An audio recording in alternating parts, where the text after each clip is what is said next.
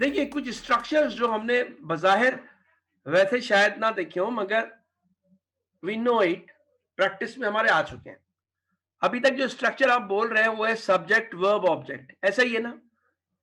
और अंग्रेजी के हिसाब से ये एग्जाम्पल अगर ले लेते हैं इसकी, तो ये एक हो गया था खानशू, सब्जेक्ट वर्ब एन ऑब्जेक्ट। तर्जुमा हो गया शी रीड्स बुक। यानी अंग्रेजी वाला स्ट्रक्चर भी वही है और चाइनीज वाला भी स्ट्रक्चर यही है। यही बेसिक स्ट्रक्चर चाइनीज में चलता है, इसी की वेरिएशंस आती हैं।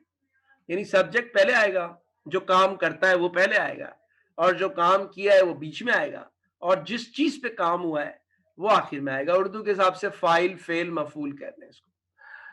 अब इसकी एक एक्सटेंशन है,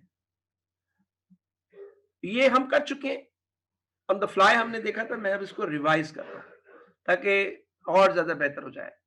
मिंगथियन, ये sorry time, subject verb object से पहले टाइम आपने लगा देना है। अब टाइम कुछ भी हो सकता है, फ्यूचर मिसाल के तौर पे आपने ले लिया, ऊपर का ही जुमला था खानशू, इसी से पहले आपने मिंगथियन लगा दिया, तो ये जुमला अब प्रेजेंट से फ्यूचर में चला गया।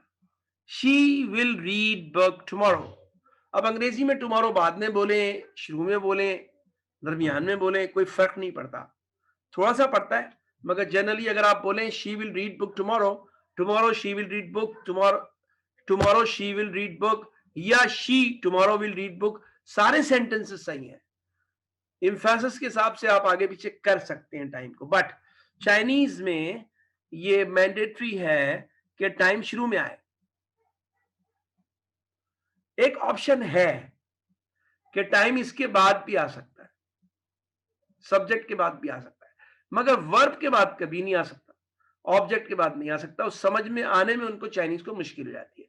यानी यही जुमला आप इस तरह भी बोल सकते हैं। अगर हम इस तरह पढ़े करें तो कोई पढ़ के बताए क्या बनेगा? मिंगथियन इधर आ जाए तो क्या जुमला बनेगा? 자, मिंथियन खानशू। बिल्कुल, यानी थोड़ा सा फर्क पड़ेगा इम्फेसिस के ऊपर, बाकी जुमला वही है। दूसरा, अगर आपने कोई और टाइम वर्ड लगा दिया कंटिन्यूटी का, तो कंटिन्यूटी के लिए लफ्ज है शियनजाई। शियनजाई के माने लिख लें आप लोग। शियनजाई के माने हैं नाउ।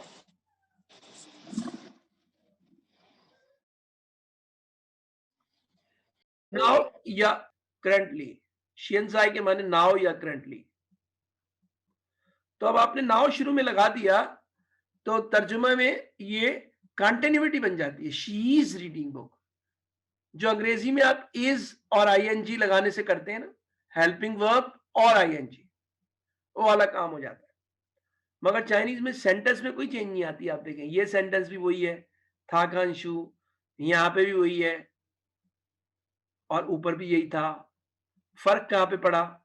फर्क टाइम वर्ड में पड़ा। तो चाइनीज का जो इंटरप्ले है ना, वो ज्यादा टाइम वर्ड ड्रिवन है। अंग्रेजी में क्या होता है, वर्ब की फॉर्म्स होती हैं। अगर आपने बोला सी, तो भी इसकी फॉर्म्स हैं, सी से सॉ या सीन, या हेल्पिंग वर्ब लगा दिया शेल विल। यहां जनरली एज सच नहीं होता है, ऑप्शंस होती हैं, वो आगे आप देखेंगे। मगर अभी आप देखें कुछ भी नहीं आया, कोई शेल विल टाइप की चीज नहीं आई, ना ही चेंज आई खान में।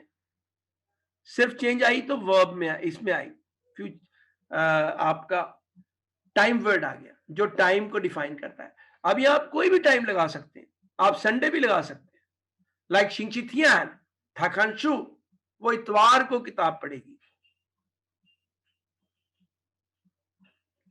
दिस इज वॉट क्लियर हो गया आप सबको ये कंसेप्ट? अगर मैं इसको एक लाइन में सम अप करूं तो it would be like this कि कोर स्ट्रक्चर सब्जेक्ट और ऑब्जेक्ट, एक्सटेंड करना चाहे टाइम वर्ड लगा दे।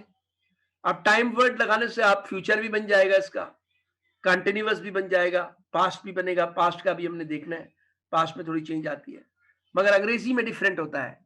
अंग्रेजी में आप वर्ड को चेंज करते हैं, वर्ब को, और हेल्पिंग वर्ब्स भी लेकर आते हैं। तो चाइनीज में एज सच सेंटेंस में तब्दीली नहीं लगाते हैं, मिनिमम से जहन में तब्दीली होती है। ये बेसिक कंसेप्ट है और ये हम लोग देखें कितनी आसानी से अभी तक हम 7वें 8वें चैप्टर पे पहुंच गए हैं।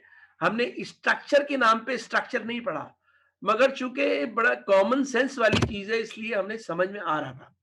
मगर अब चूंकि स्टेज ये आया है कि आपको ये मैंने दिखा दिया, इस स्लाइड में आप लोगों से शेयर कर लूंगा।